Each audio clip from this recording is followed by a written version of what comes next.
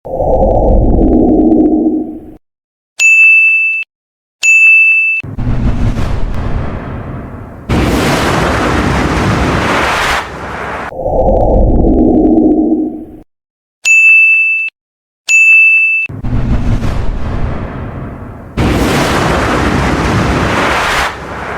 Smart, your review authority. Ang tanong,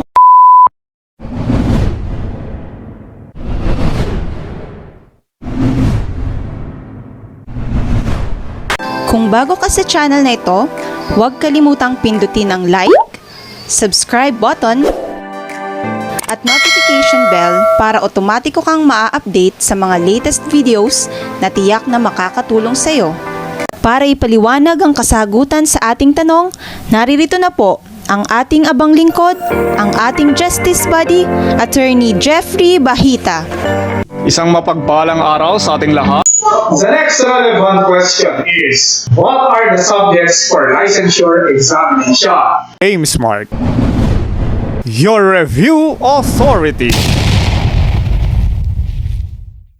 Under Section 15, these are the following: CLJ, LEA, CDI, Criminalistics, ORAD, and Sociology of Crimes and Ethics. These are basically the same under the old law, RA 6506. No, this is the new.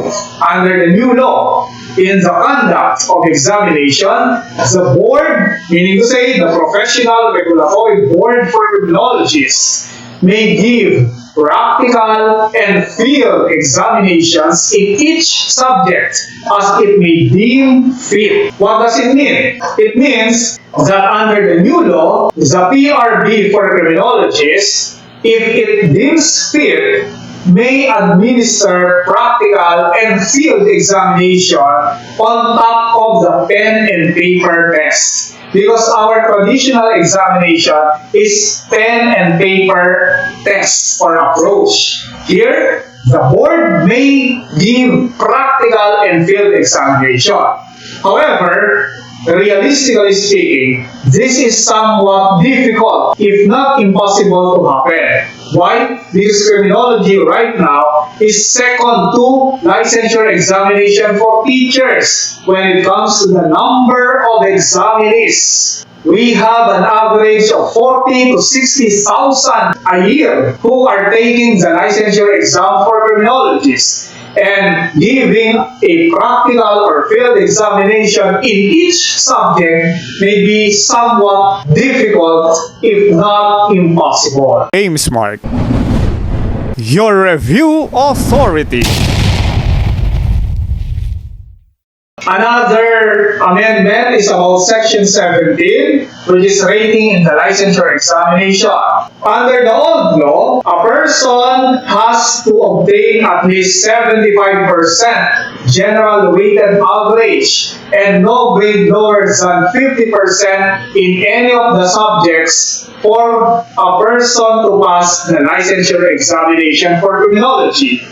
Under the new law, the average is retained, which is at least 75%. However, the relative weight per subject must not be lower than 60%, as opposed to the previous rating, which was only 50% at least in every subject.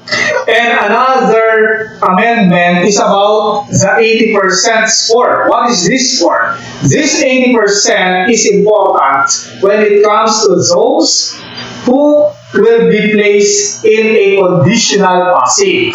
Why? Because under the new law, it now allows the examinee to be considered conditionally passed if the person passes 4 subjects out of the 6 subjects in the licensure examination. So, if the person passes 4 or 5, that person will be placed under conditional passing.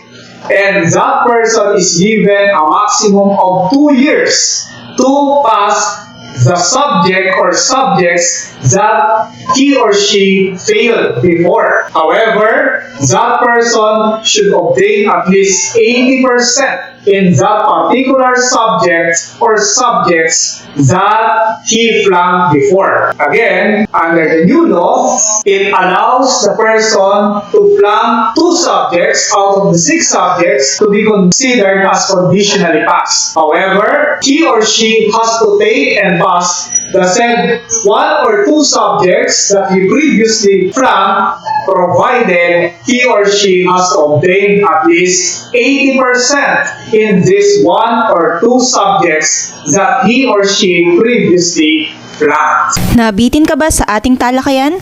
Panoorin mo ang iba pang videos ng ating Justice Body. Dahil ang sabi sa Kawikaan 13:20, ang nakikisama sa may unawa ay magiging matalino, ngunit ang kasama ng mangmang ay masusuong sa gulo.